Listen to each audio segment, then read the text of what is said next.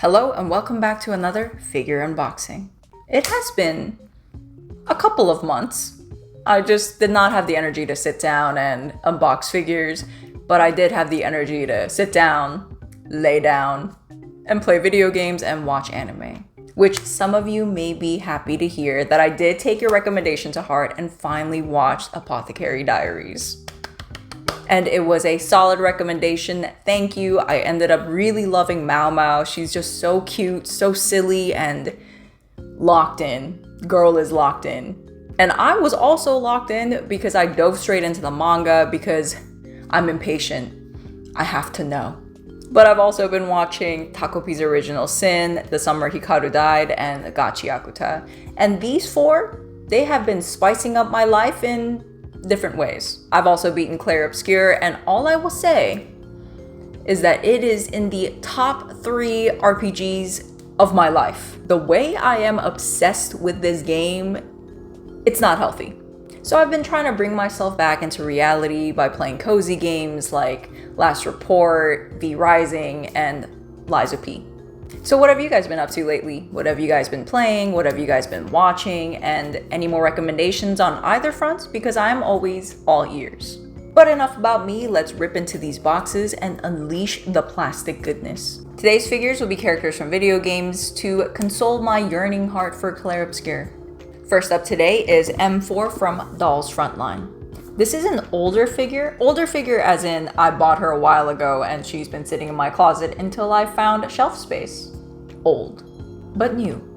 We're starting off with this one because I don't play Dolls Frontline, I don't know anything about the game, but I really do love this character's design. So a fun fact about me, or maybe it's a hot take, is that I don't like phone games. Sure, I did play ZZZ for a while, and the characters are beautiful. So are the Genshin and like Honkai Impact characters. But before ZZZ, I think the last phone game I ever played was Fruit Ninja.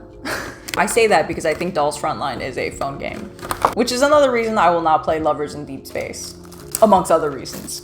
The smell of plastic, strong. The base, also strong. The base has her name and game title on it, and it is hollow underneath. But compared to some of the other bases of this type that I've seen, this does feel thicker and it's not wobbly, so it is sturdy. Overall, the details on the gun look really good. I like the flashlight attachment. Her right hand is also attached to the gun. The details on the hand look really good. They're elongated, articulated. I also like that she has a disciplined trigger finger. Oh, I love her face. I love this jagged, snarled tooth coming out of her mouth. It's kind of cute and very vampiric. Oh, this eyeball looks so good too. I really love her hand. It looks so creepy, especially with the way she's holding the eyeball. It's just beautiful. We all love a simple assembly and she looks gorgeous. She is a really good weight, not too light, not too heavy. I love how sleek she looks and this aesthetic. She's got shiny Gundam-esque shoes, cute pleated skirt, a ripped up rag shirt, and a Kali bandana, and this angelic layer headband. I don't know if it's the lighting of my house or the rose color filter I have on right now, but there's also good shading around her abs and her boobs, accentuating those features. I also always appreciate a nice zipper texture on a figure. So it's not just painted on, but you can actually feel the of the zippers when you touch it. Like they actually carved it out. Two things that would draw me into this character are her face and her hands. I think her face is just so cute. It's so cocky, very vampire-esque, especially with the ruby red eyes and the vampire tooth. And her hands. I always love me a cyborg or an android character, and she just looks so cool. The details on the hands are just so beautifully done. In the joints, you can see a little bit of red peeking out, and I think the little bits of red on this figure really just make it pop. And whose eyeball is that? I don't know. It's my eyeball with the rose-colored filter. Also, the underside of her jacket is red, which once again reinforces that vampire aesthetic, which I love so much. Next, we have two from one of my favorite games of all time, Mass Effect. I cannot begin to tell you guys the joy I feel in having the opportunity to own a Garrus figure and another Tali figure. Let me tell you guys, The Garrus figure, when I saw this was coming out, my soul left my body. I was so excited for this one because there was, I think, only 2 figures. Pop-Up Parade is making their own Garrus figure, and who knows when that will come out. There's the Play Arts Kai one, and then there's the other one where he's kind of crouching down and has his sniper rifle, and that one is so good. But the aftermarket prices on that is like $500, $600, which is ridiculous. So when this one was announced, I had to recalibrate. But before we release Garrus, I have to open my girl Tali. So this was my first time buying anything from Dark Horse, and a couple of you reassured me that their quality is good and that I had nothing to worry about. But then when I scanned some Reddit sites, they were saying they were questionable, that they were ugly, and you know, I'm gonna trust you guys.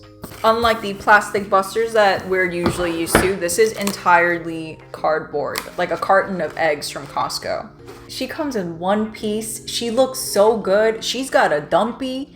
The details on her clothes look so good.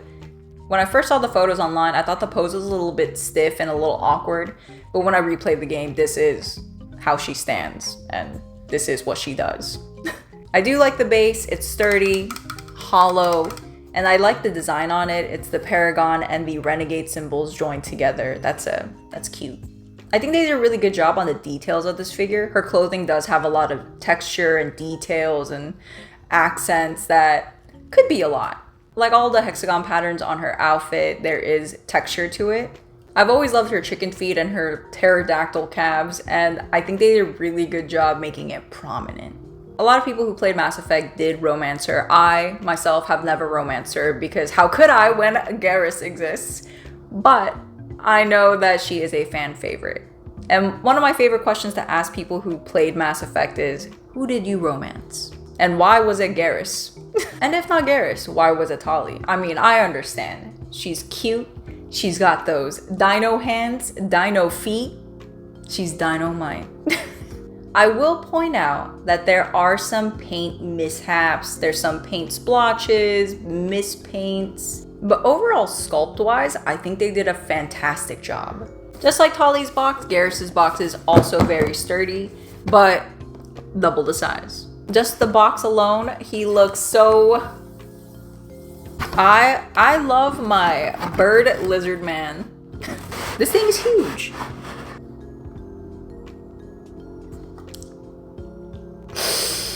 He's so handsome. And he comes in one piece.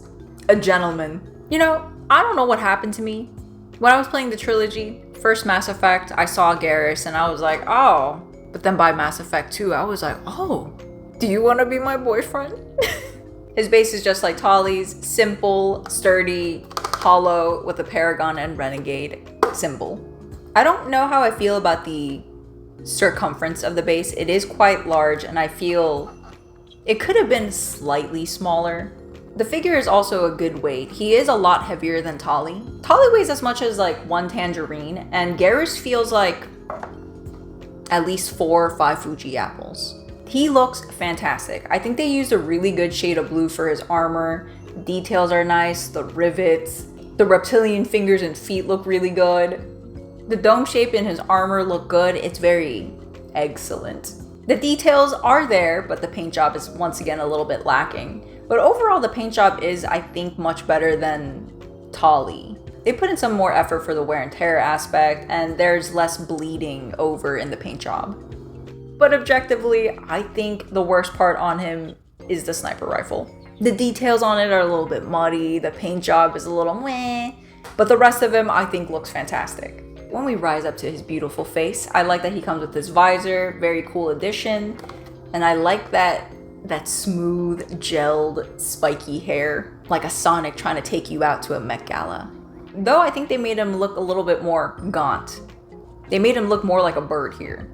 Next, we have one of my favorite OG JRPGs from when I was a kid. And this character, I loved her. I loved everything about her. The design, her voice, her aesthetic, the way she moved. It's Aegis. I ordered her from Solaris Japan, and usually they ship out pretty well, but this time she was pretty beaten up. The box is a little bit caved in and torn. A little bit of damage here and there. But Aegis herself, she looks fine, which is all that matters. Now the big question is she in one piece? I didn't think I could get more excited than I was for Mass Effect, but look at her. She feels so fragile. I feel like I'm just holding a bunch of dried pasta noodles that I can crush at any moment, and it's concerning. She unfortunately does not come in one piece, and she comes with this magnetic toothpick. Pretty easy to assemble. She just slides right in like Korean barbecue down my throat. She looks so sleek, so beautiful, so detailed, so magical. It looks so simple, but when you look close up, there's just so much detail that's happening in this figure. Starting from the base, I usually don't like a cobblestone, stony base, but this one, it looks like she is standing on top of an exploded construction site. Also, the metal wires sticking out surprisingly aren't stiff. They are bendable, which I think is nice because I can't count the number of times that a figure has stabbed me or broken off because it was too stiff. So this is a really nice touch. And when I look at her feet, I've always loved her little nub feet. That's why I like Fire Emblem when you play them. They all have nub feet. But she herself always have nub feet. And when you rise up to the thighs, you can see all the mechanical parts underneath. These little thigh flaps flapping out. Even the underside has detail.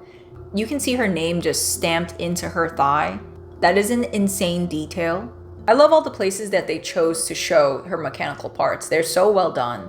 I like this peekaboo V on her upper torso where her ribcage would be. The top portion of her chest, you can see like a little mechanical part, and it looks like a little tiny heart, which, you know, could be me, but I think it's cute. The shoulder and back parts are also amazing. The details on the shoulder, those wheels, the golden shoulder brackets also, I like that the back part, it looks like she has little butterfly wings, though I feel like I've also seen that in Hannibal. Everything about the body looks amazing, but the eyes are just so vibrant and lively, especially with like the Dragon Ball Z golden hair just flying everywhere. They also gave her a lot of individual eyelashes, which only highlight the eye even more. The big selling factor was that she's supposed to light up, which I don't even know where you would put the battery. Just in case one of you guys lose your instructions. This is wild. How? I got it. I would give this figure a 10 out of 10, 100 out of 10. If it was not for the little, you know what? I gotta give them props. It is seamless. Can you even see it light up? Okay, it's off. It's on. Oh, it pulses. Or is the battery dying?